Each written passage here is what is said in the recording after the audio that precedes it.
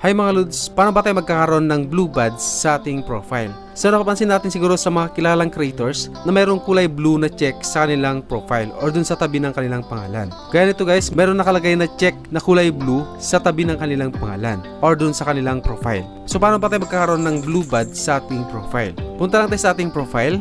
Then hanapin natin creator support. Ito siya guys. Then issue categories. So press natin tong account management. Then makikita natin dito yung blue verification badge. Press natin yan. Then press natin ulit. Then scroll up lang natin. Then press natin tong how page or profile are verified. Then scroll up lang natin. Then hanapin natin yung you can fill out this form. So click natin yan guys, yung blue na naka-highlight. Then i-select natin dito guys kung ano yung gusto natin ipa-verified. So pwedeng page or profile. Ayun guys, titry nyo lang. Baka sakaling kayo ay qualified na sa blue verification badge. For more videos, please follow, like, and share. God bless!